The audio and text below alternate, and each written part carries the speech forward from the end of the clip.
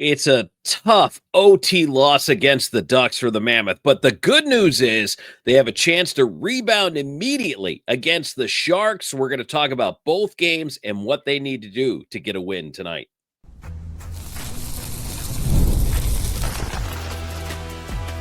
You are Locked On Mammoth, your daily podcast on the Utah Mammoth, part of the Locked On Podcast Network, your team every day.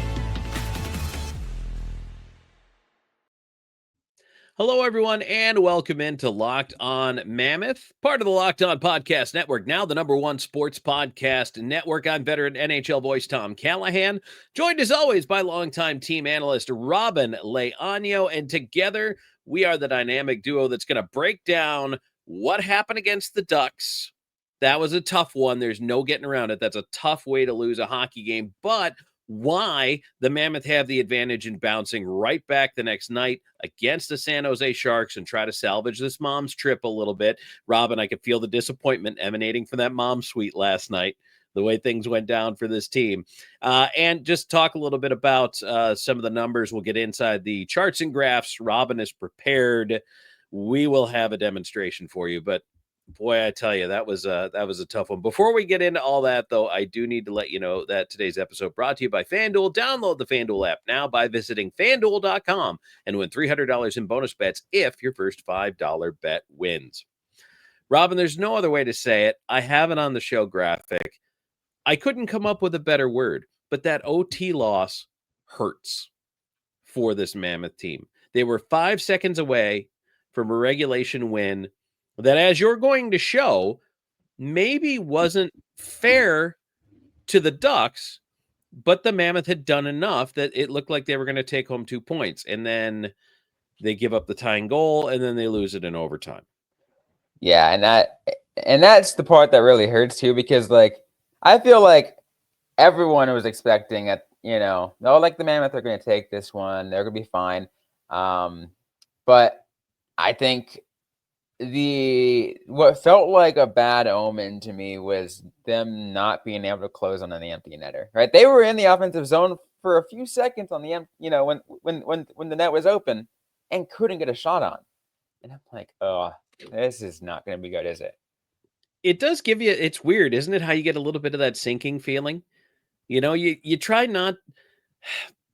Okay, let me try to explain this, because I know that fans of the Mammoth, if you've just come on, everydayers of any team, not just the Coyote/Mammoth, but any team, when you have confidence late in the game, whether your net's empty or the other team's net is empty, about your ability to score. And sometimes you have the sinking feeling. And I know Mammoth fans, the new folks and the folks who are becoming our newer everydayers, are understanding that, that ebbs and flows. But Robyn, there's just something about when you get into the zone like that and the team has the puck and you don't get a shot, that is just, there's that little tug right at the back of your brain. There's that little tug where you're just, oh, this doesn't feel good right now. And you can't put a finger on it, but it's almost like a vibe that you just kind of get the sense of how it's going. And you clearly had that vibe yesterday. Yeah, you really did. And like I said, it felt like that bad omen. You're like, this is not going to end well. And then 4 seconds, 4 seconds to go in regulation, 4.2 seconds to go in regulation. And game is tied. Yeah, that was a tough one. Now, look, the Ducks, that's still a pretty good team over there. Let's give credit to especially credit to Leo Carlson, Beckett Seneca, and the young kids, right? It's a young team, but they're a talented group. And then the overtime goal, that was a perfect storm of bad things happening all at once. And we'll get into breaking that one down as well. But I mean, Robyn, in this game, so I want to pull out some of the positives too, because it's good to see Cooley and Keller and Schmaltz, like that line is doing some things. Now, maybe the consistency factor wasn't there again, but this is a good Ducks team. And right now, I feel like Utah, for some reason, and this is kind of backwards as to how a season would normally start, I feel like they came out of the gate so well. They had that 7-game win streak. And normally, the first I don't know, 10 games as a feeling out process. I feel like they didn't have that feeling out process. They came out and what they were doing worked, but now all of a sudden they're in a feeling out process. They haven't won in 4 games, and it's, a longer stretch looking back over their shoulder where they have only one regulation win, and that was obviously against Buffalo. So now it's weird because remember what I said about that 20 game mark? I feel like you need to know who you are by the 20 game mark, which is tonight against the San Jose Sharks. And I almost feel like this team doesn't know who or what it is at the 20 game mark. And after the Sharks game, I want to get into that whole 20 game look back, and we're going to break it all down. We'll save that for after the Sharks game because this is number 20 tonight. But would you agree? It almost feels like they're trying to figure out their identity now as opposed to earlier in the season. And I feel like it is. And I feel like it goes to some of the conversations we've had where what fueled their 10 game or that first 10 games when they went on that 7-game win streak, right? It was the talent, it was the skill, it was the speed. But that's not what the Mammoth is. The Mammoth team has, like and it's at its core, as we've talked about, is big, it's physical, it's also fast, yes, but they have to, but there's supposed to be the physically imposing as a part of that, and I feel like because that wasn't adopted, some teams started to kind of bully them, and kind of things got carried away, right? Things got carried away, and now they're looking like, so wait, what are we actually doing here? See, and this is weird. This is the battle I fight in my mind. I think about this team in the 2 games they played against the Colorado Avalanche, where they hung with what is the best team in the NHL. Yes. Right? The Avs have 1 regulation loss, which is incredible, as they're about to play their 20th game. That's a really good hockey team. And both times the Mammoth have played Colorado, they lost by a goal and then they won by a goal. But the Mammoth looked really, really good and comfortable playing that style of game. But for whatever reason, they don't consistently play that style of game. It would be fantastic if they brought that game that they played against Colorado, either one of them, the win or the loss, because I think they played well in both. But if they brought that game against Anaheim, they win that game, no question. Yeah, oh yeah, no doubt about it. Because what they were doing is they were forechecking. They were putting their presence out there. Like, it doesn't take an expert to know that. Any eye test person could tell you, oh yeah, this team is imposing their will. I do want to comment to our fans, whether you're an everyday or you're a new person.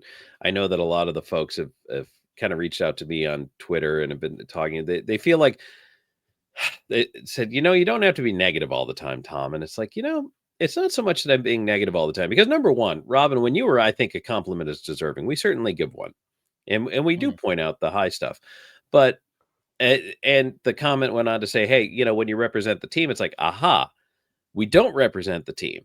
We cover the team. We have our opinions and we report and we are independent from the team. We are a part of the Lockdown Podcast Network, which we all the network, we cover 200 plus shows all across North American sports and around. Zero money comes to us from the Mammoth. Zero. We get nothing. So, and it would change our views if it did, quite frankly, because then you have to be sensitive to that. So, here's the thing. So my point in all of this is the reason why we can go positive, we can go negative, we can break things down. It's important, I think, to have an unbiased eyeball on these things, because Robyn, the battle we're all fighting right now, this is the battle I'm fighting with this team, is I am caught between the disappointment and the hurt of a game like last night, but the hope and the upside and the talent and everything I see that could be so good with this Mammoth team. And I just want them to break out. I just want it so bad because it's there and I see it and it just isn't happening.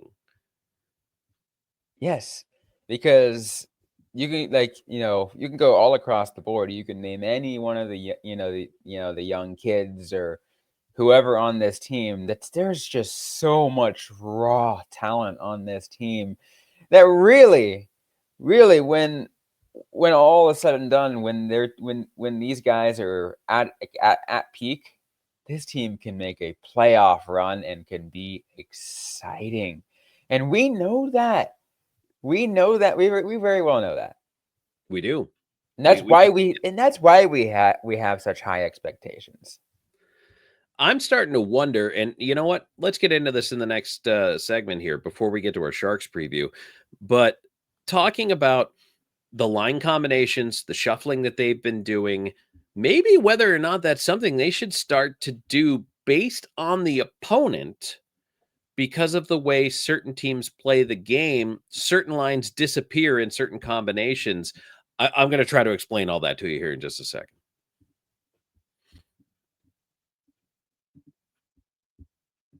And today's show brought to you in part by FanDuel. Hey, Jazz fans, the NBA is back. I know you know that. And there's no better place to get in on the action than FanDuel, the official sports betting partner of the NBA.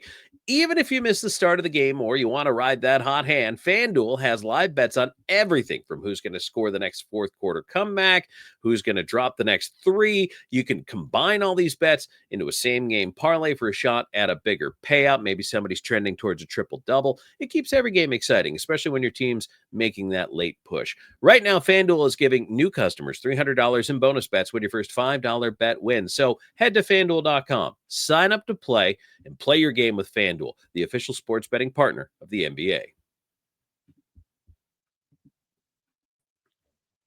Tom Callahan, Robyn Leaño here. Thanks for making us your first listen each and every single day when it comes to the Utah Mammoth hockey team, Locked On Mammoth. And you know what, Robyn? So hear me out. What if you reassemble the pickup line against a faster, quicker team like Anaheim, and then go back to having what essentially would be two grind lines? Because the Ducks, number one, they have speed and they can push, and they really have a lot of youth. And the Sharks might be the same kind of team. I think perhaps Misa or no Misa, that you look at them and say, maybe you reassemble that pickup line and then try to have the third line go out, and especially the fourth line go out and crash and bang as much as they can. You know, the funny thing, everybody knows I love spicy tuna. I probably wouldn't have dressed spicy tuna against Anaheim, and I probably wouldn't dress them against the Sharks. I would dress them against the division opponents.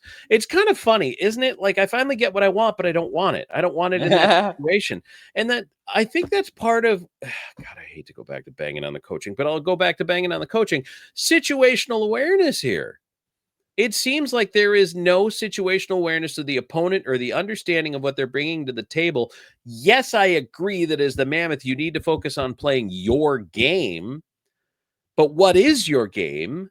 And beyond that, what version of your game is going to be the most effective against your opponent? That's all coaching. And I just don't think they're making the right reads.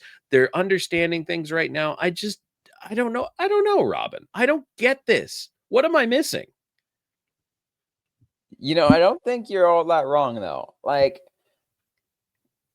I'm with you. Like, I feel like there is there's certain strategies against certain teams, and you talked about reassembling the pickup line, and it's interesting you bring that up because, yeah, you know, when you're going against teams that are youthful and teams that have that kind of talent, yeah, I think I could certainly work. You match one-on-one like that. You said Ducks, and obviously since we're doing a Sharks preview also today, like, Sharks would certainly work. I mean, like, you want some kind of speed to match up against Macklin Celebrini and Will Smith, William Macklin, whoever it is, right?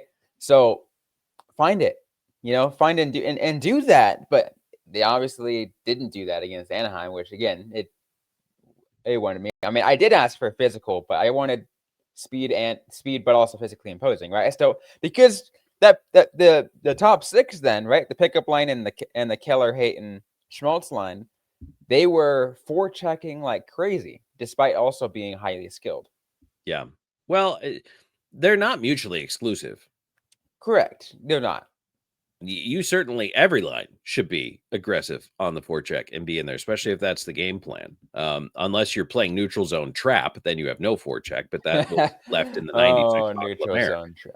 I mean, there was some teams that implemented the neutral zone trap well and through the 2010s as well, which was annoying. It's such a boring way to play the game. It's effective, but it's boring. I do want to, one thing before I stop talking about Liam O'Brien, I do appreciate that he right away tried to change the momentum with that fight. Immediately hopped on and got into a fight, got into a scrap, tried to get the momentum back for the Mammoth. That's what you need from that kind of player. And that's what you expect from that kind of guy in that situation. I'm glad he did that. And that's why I think he's so valuable to this team. I know a lot of people look at just the pure stats and numbers of it. He's more than that. But all of that said, Robyn, puck possession should be the name of the game for this team. And what puck possession can entail for all of this, it can entail physical play, but it can entail skill. It can entail speed. But really, at the end of the day, the number one thing all of those players need to share in common is hard work.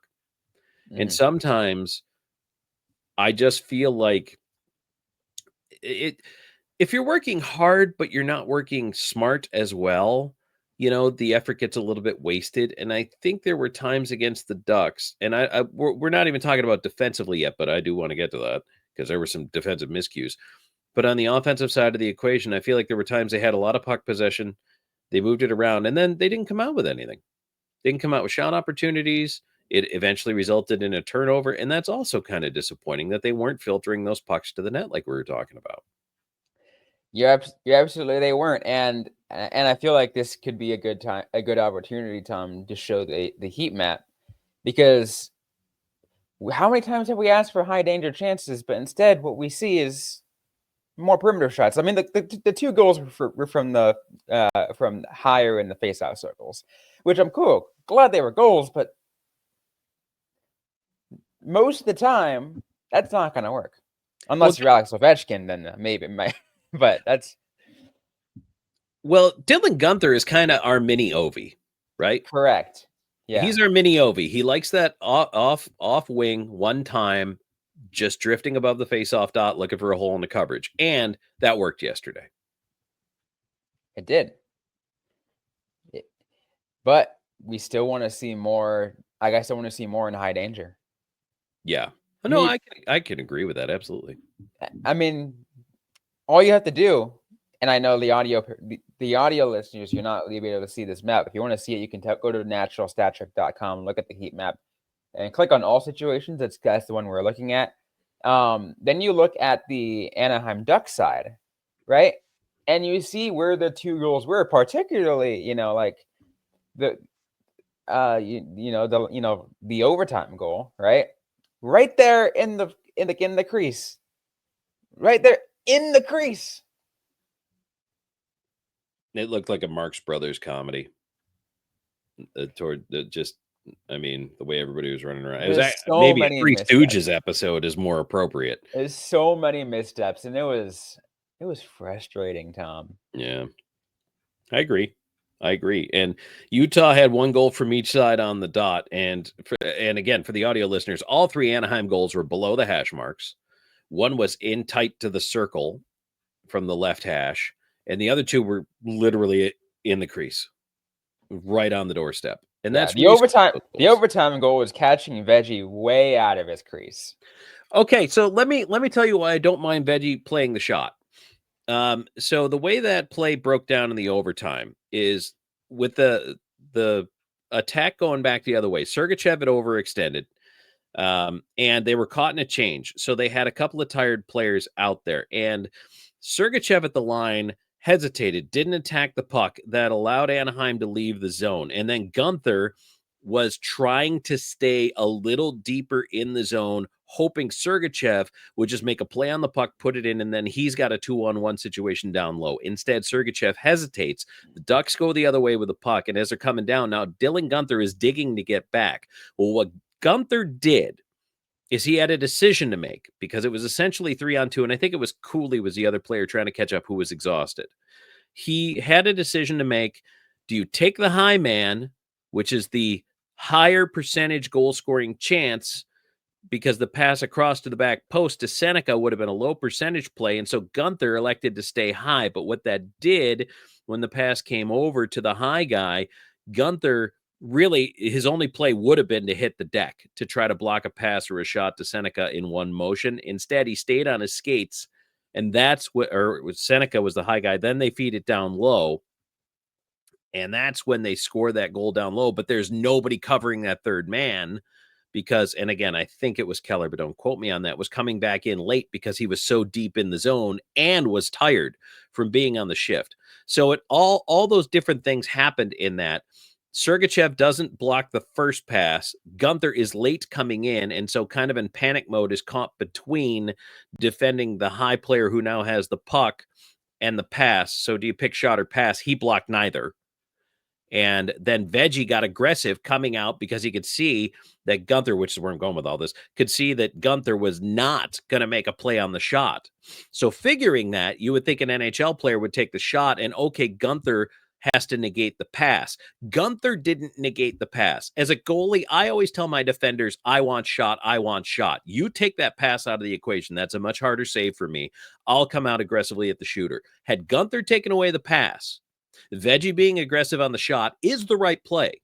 That is the right play. And Gunther should have took away the pass. When he didn't, they both got caught out, and it was the easiest goal you've ever seen in overtime. Yeah. Everybody follow that. There's a quiz later. It still was frustrating. Yeah. Again, like seeing how easy it went in too. I'm just like, I know. Do you want to throw up the Corsi map here and talk about that real quick? I'm sorry, I totally dominated your heat map. No, it's totally fine. But yeah, I mean the Corsi map too, the game flow. Like, look at that, Tom. Like, it just does not look well for Utah.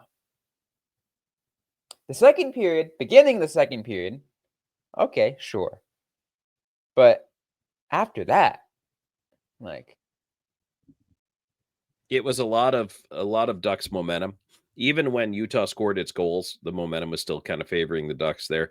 The frustrating part, Robin, I think is really, and again, for the audio listeners, the second half of the second period, really the second 2/3 of the second period and the second 2/3 of the third period, all favored the Ducks.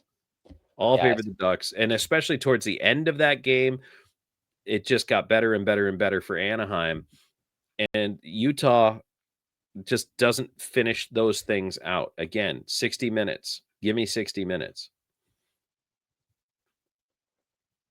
Yeah, and you said this during the pregame show, right? You're like, just give us 60 minutes. I know it's hard to ask because, not every team will always give you 60 minutes, but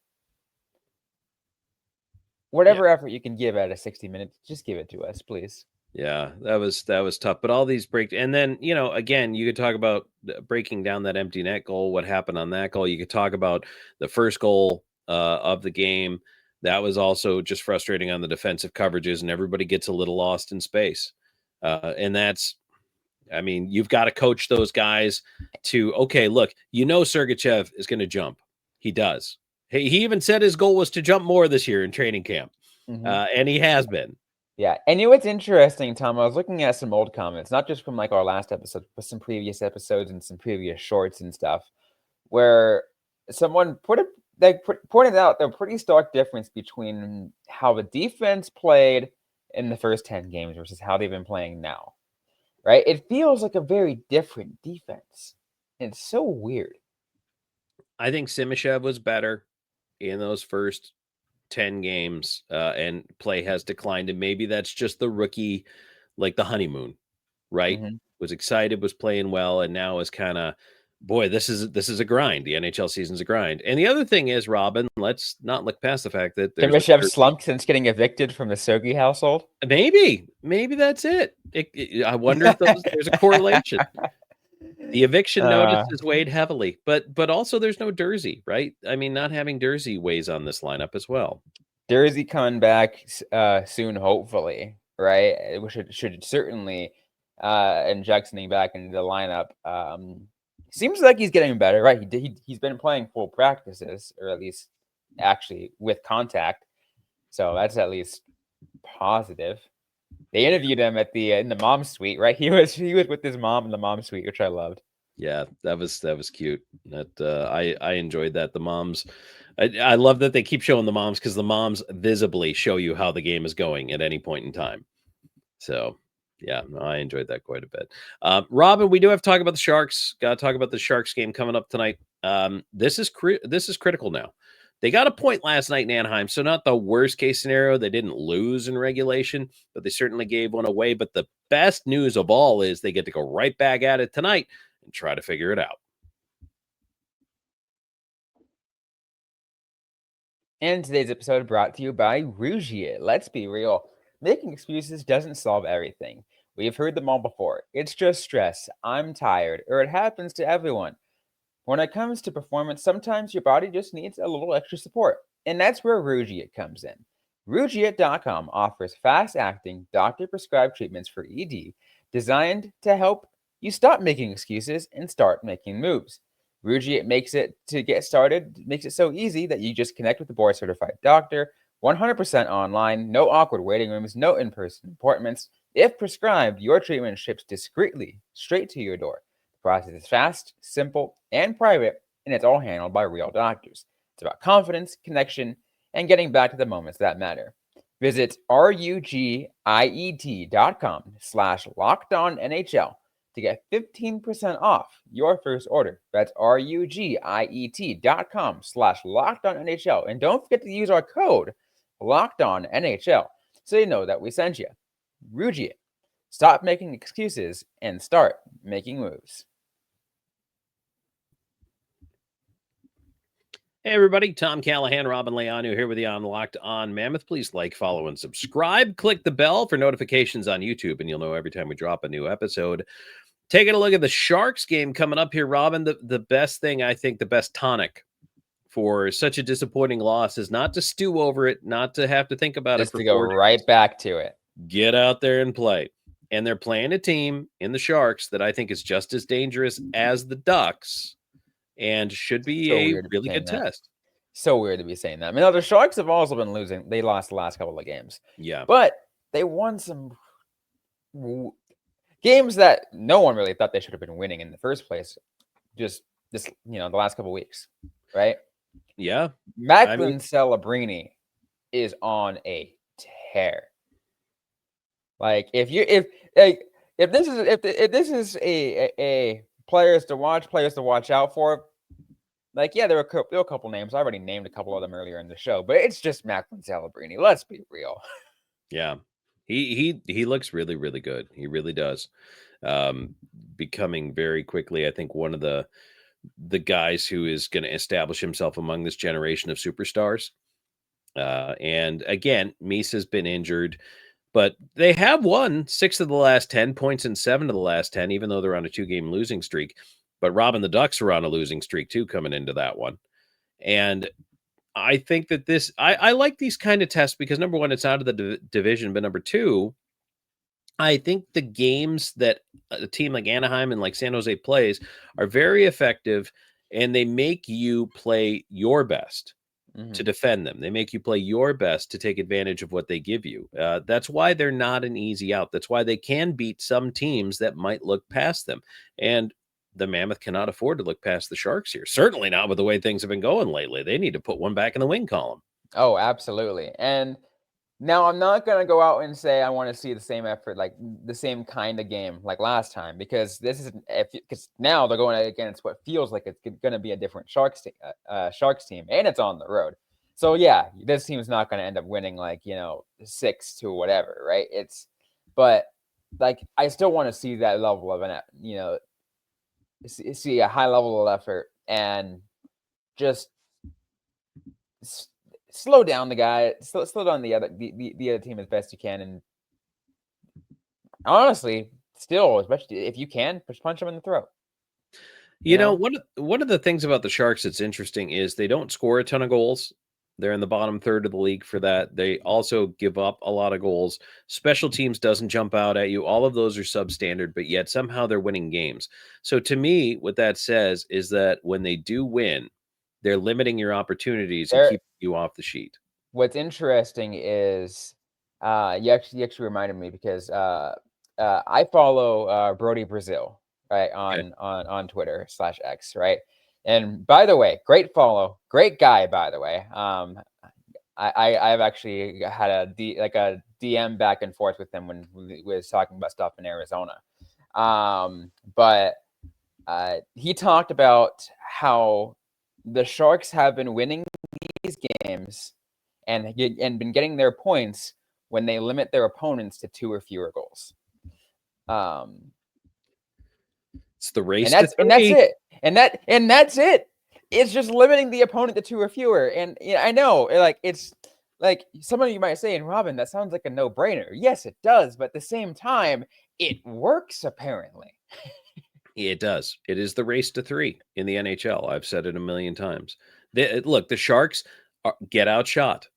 The Sharks get outchanced. The Sharks generally are not the better special teams team, but they don't outscore anybody. They give up more goals than most teams. But here's the thing. It's going to come down to, as it often does, limiting the chances of the other team. And this game plan goes for both of them, Sharks and Mammoth. Limit the chances of the other team. Yep. Get those extra shots off for yourself. And if you can do that, averages tell you about 1 of every 10 shots goes in. So if you get to 30 shots, you should win the hockey game. Should. Yeah. Allegedly. But it'd be interesting to see who the Sharks start in net, whether it's Askarov and Nedeljkovic. I know they tend to switch back and forth between them pretty often. I know it was Askarov last time. Right. And I to be fair, I think Nedeljkovic has had the better season so far. I don't think there's any getting around that. I don't know where they are in their rotation, if it's a true rotation or not. But if you're the Sharks, I look at the Mammoth as a team that if you need a win, you put your best foot forward against these guys right now, because you could get at least a point, if not 2, especially playing on home ice. Mm-hmm. So I don't know. I probably say Nedeljkovic, but either way, you prepare to you prepare for either, right? Make sure you're ready for either one of them, because they play differently, of course. Well, and I mean, Askarov's left-handed, but honestly, at this point, Robyn, I want to see the Mammoth, and I know I talked about, focusing on how to play your game within the context of who you're dressing, how you're doing it. I imagine we're going to see both goaltenders in this short back-to-back, so probably not Veg tonight. We're probably going to see Vanny in there. And then I don't know what kind of other changes you make. I think I don't dress Tuna tonight. But again, we've talked. See, here's the thing, too. Tom, if they reassemble the pickup line, then we know Andre Tourny is listening to our shows. Yeah. We should be so lucky. He's probably sick of hearing me bang on him all the time. Oh, probably. Yeah. But yeah, I mean, here's the thing.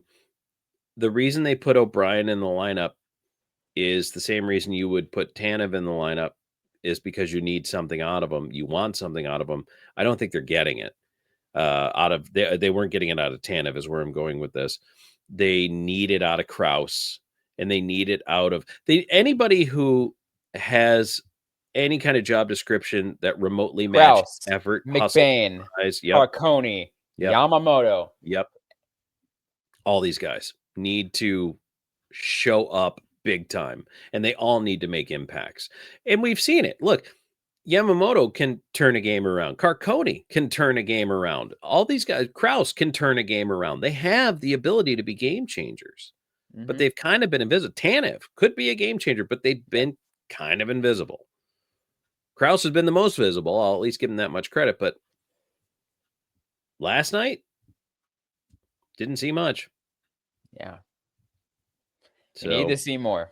I want to get a final score prediction from you. I'm curious how you think this is going to go. Oh, why do you do this to me? Well, I think low scoring. It is the race to 3. I'm going to say 3-2 shootout Mammoth. Shootout. Okay. Okay. I like it.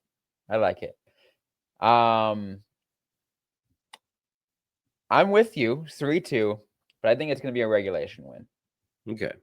Well, I like yours better, but in this case, actually it does because it's the conference. The point matters. The point does matter. Yeah. Especially because, I mean, the Sharks aren't too far behind on the wild card race for some reason. Like, The Sharks are 500. I mean, the Sharks are at 19 points. They're 500 through. And this is game 20. So this is the other thing we're going to talk about is that measuring stick of 20 games in. You should know who you are and what you have.